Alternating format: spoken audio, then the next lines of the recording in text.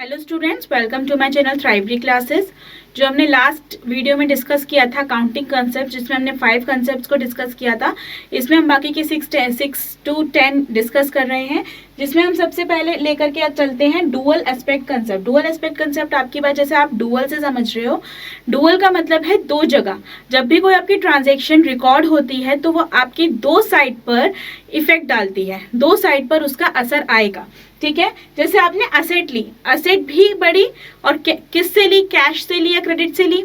ठीक है, तो अगर आपने असेट कैश से ली है तो असेट आई, कैश गया, असेट इंक्रीज हुई, कैश डिक्रीज हुआ, असेट डेबिट हुई, कैश क्रेडिट हुआ, asset account debit to cash account. तो आपका जो कोई भी ट्रांजैक्शन है वो आपकी टू साइड पर LHS और RHS, जिसे हम कहते हैं LHS, इसे कहते हैं हम RHS।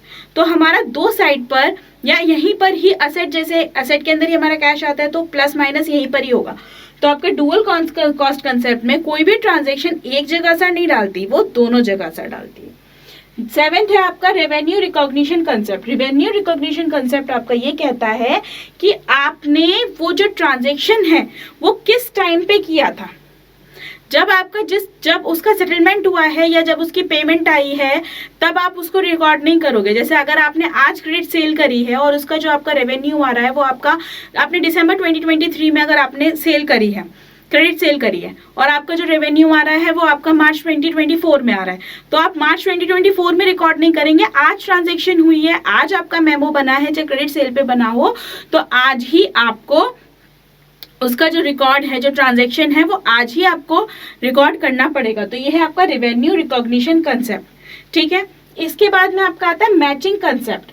मैचिंग कंसेप्ट आपका ये कहता है कि जैसे अभी हमने सेल्स की बात करी, आपने अगर क्रेडिट सेल करी है तो आज की जो सेल हुई है और कल जो रेवेन्यू आ रहा है, हम उस रेवेन्यू को उस पीरियड में नहीं ऐड करेंगे, हम यहीं पर आकर के उसको कंपेयर करेंगे, तभी हमें पता चलेगा ना कि हमारा क्या प्रॉफिट है, क्या लॉस है। तो revenue with the same cost, जो उस टाइम पर जो था, जो उस पीरियड ऑफ टाइम की जो कॉस्ट थी, उसी के साथ उसी का रेवेन्यू को कंपेयर किया जाएगा। 9th है आपका एक्रूअल कंसेप्ट। एक्रूअल कंसेप्ट आपका ये कहता है कि रिकॉर्ड्स जब हो रहे हैं, जब भी आपकी ट्रांजैक्शन हो रही है तभी आपको रिकॉर्ड करना है। आपको रिकॉर्ड जब नहीं करना है जब आपको उसका रेवेन्यू मिल जाए।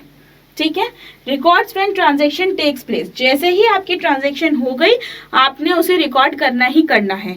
लास्ट कंसेप्ट हमारा वही जिसे हम हमेशा बहुत बोलते हैं, प्राइम डॉक्यूमेंट, प्राइम रिकॉर्ड्स, वो है हमारा verifiable object concept. Verifiable object concept में आपके मेमोज आते हैं, कैश अकाउंट, कैश मेमो आता है, आपका इनवॉइसेस आते हैं, वाउचर्स आते हैं। ये हमें क्यों जरूरी होते हैं? ताकि जब हम ऑडिट करते हैं क्या हमारी ट्रांजैक्शन जेन्युइन है या नहीं है, कौन बताएगा?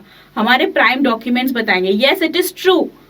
ओके, तो ये जो वेरीफिएबल ऑब्जेक्ट कंसेप्ट है, ये हमारे पास मेमोज होने चाहिए। जितने मेमोज हमारे पास हर ट्रांजैक्शन के होंगे, हर ट्रांजैक्शन का हर मेमो होगा, तो हमारे पास उसको वेरीफाई करने का, उसको ये ट्रू है, हम उसी से बता सकते हैं। तो इसीलिए हमारा वेरीफिएबल ऑब्जेक्ट कंसेप्ट भी इंपॉर्टेंट है।